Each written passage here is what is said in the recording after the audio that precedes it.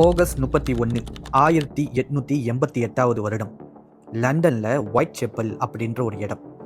நள்ளிரவு 12 மணி மேலே ஒரு கரிய உருவம் முகத்தெல்லாம் மறைச்சிக்கிட்டு இருட்டில் ஓடுது. சில பெண்கள் அந்த உருவத்தை எப்படியாச்சும் பிடிச்சிடணுன்னு துரட்டி பிடிக்க பார்க்குறாங்க. ஆனால் அந்த உருவம் இருட்டில் மறைஞ்சு போயிடுது. யார் அவன்? எதனால இவங்க எல்லாம் அவனை பிடிக்கணும்னு நினச்சாங்க? அவன்தான் ஜாக் த ரீப்பர், இந்த உலகத்தோட முதல் சீரியல் கில்லர். மொத்தமாக இவன் செஞ்சது 5 கொலைகள். இவன் செஞ்ச 5 கொலைகளும் ரொம்பவும் கொடூரமான கொலைகள். எல்லாமே ஒரே ஸ்டைல், ஒரே பேட்டர்னில் தான் இவன் செஞ்சான். அதாவது கழுத்தை அறக்கிறது, அதுக்கப்புறம் அவங்க வயிறை குத்தி கிழிச்சு அதில் உள்ள உறுப்புகள் எடுத்து வெளியே போடுறது. இப்படி தான் இவன் 5 கொலைகளும் செஞ்சான். இவனோட 5 விக்டிம்ஸும் எல்லாமே பெண்கள். இந்த பெண்கள் எல்லாமே பாலியல் தொழிலில் தங்களை ஈடுபடுத்தி கொண்ட பெண்கள். அவங்களை எல்லாத்தையும் தான் சூஸ் பண்ணி இவன் கொலையும் பண்ணியிருக்கான். கொல்லப்பட்ட எல்லா பெண்களுக்கும் 40லேருந்து 45 வயசு தான் இருக்கும்.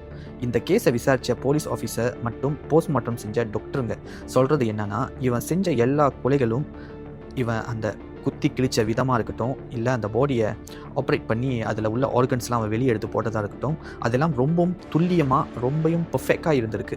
அதனால் இவன் ஒரு டாக்டராக இருக்கலாம், இல்லைனா ஒரு பார்பராக இருக்கலாம், அதுவும் இல்லைனா இந்த ஆடு மாடு கோழிங்களை வெட்டுற கடையில் இவன் வேலை செஞ்சுருக்கலாம்.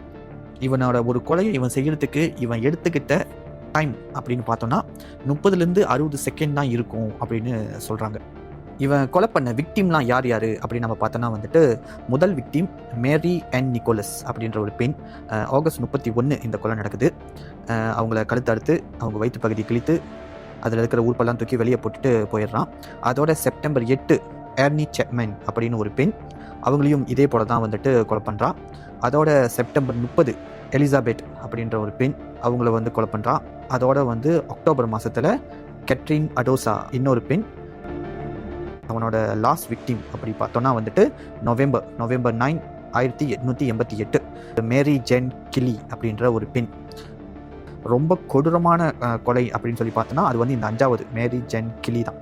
இவங்கள தான் ரொம்ப ரொம்ப கொடூரமாக கொலை பண்ணியிருந்தான். முகத்தெல்லாம் செதைச்சிட்டான். அவங்க முகத்தை யாருக்குமே அடையாளமே தெரியல. இவனோட டெக்னிக் எப்படின்னா ஒரு பெண்ணை இவன் சூஸ் பண்ணிடுவான். அந்த பெண்கிட்ட போயிட்டு இவன் பேசுவான். அதுக்கப்புறம் அந்த பெண்கள் எல்லாமே பாலியல் தொழிலில் இருக்கிற பெண்கள்னால அவங்களுக்கு பணம் கொடுத்து அவங்கள தனியாக அழைத்துட்டு போய் அதுக்கப்புறம் அவங்கள கொலை பண்ணுறது. போலீஸ் டிபார்ட்மெண்ட் ரொம்ப தீவிரமாக இவனை தேடுறாங்க. லண்டன் மக்கள் அந்த ஒயிட் செப்பலில் இருக்கிற பெண்கள் எல்லாமே இரவு நேரத்தில் வெளியே வர்றதுக்கே பயப்படுறாங்க.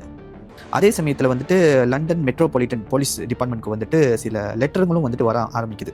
இந்த கொலைகள்லாம் நீங்கள் இன்னும் கண்டுபிடிக்கலையா, இந்த கொலைகள்லாம் நான் தான் செஞ்சேன் அப்படின்னு போலீஸ் டிபார்ட்மெண்ட்க்கு சவால் கொடுக்குற மாதிரி, இல்லை அவங்களை கிண்டல் பண்ணுற மாதிரி லெட்டர்லாம் இவன் போட்டிருக்கான். இதில் என்ன ஒரு பிரச்சனை அப்படின்னு நம்ம பார்த்தோன்னா அப்போ உள்ள காலகட்டத்தில் இந்த ஃபாரன்சிக் சயின்ஸ்லாம் அவ்வளோ அட்வான்ஸாக இல்லை. இந்த DNA, blood sample, finger print அனாலிஸ் இதெல்லாம் அப்போ இது நடக்கிறது 1888 வருடம். ஸோ அப்போ இதெல்லாம் அவ்வளோ இம்ப்ரூவாக இல்லை. அதனால் ஐ விட்னஸை வச்சு மட்டும்தான் சஸ்பெக்டுங்களை பிடிச்சி கோர்ட்டில் ப்ரொடியூஸ் பண்ணிட்டு இருந்தாங்க. ஸோ அதனால் இதெல்லாம் இல்லாதனால இவங்களால் இந்த குற்றவாளியை கண்டுபிடிக்கிறதுக்கு ரொம்பவும் கஷ்டமாக இருந்துச்சு.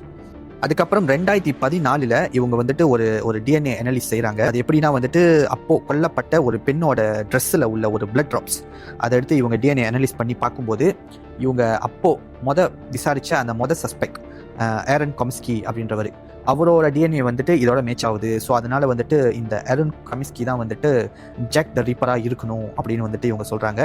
அதுவும் எந்த அளவுக்கு உண்மைன்னு நம்மளுக்கு தெரியல. இதில் இன்னொரு விஷயமும் குறிப்பிட்டு சொல்லணும்னா, இந்த கொல்லப்பட்ட 5 பெண்களும் யாருமே கற்பழிக்கப்படலை. அவங்களோட எந்த ஒரு திங்ஸுமே காணாமல் போல. கொலை பண்ணுறது மட்டும்தான் இவனோட நோக்கமாக இருந்திருக்கு. இதை the 5 canonical murders அப்படின்னு குறிப்பிடுறாங்க. இப்போ வரைக்கும் இவர் யாருன்னு யாருக்குமே தெரியாது.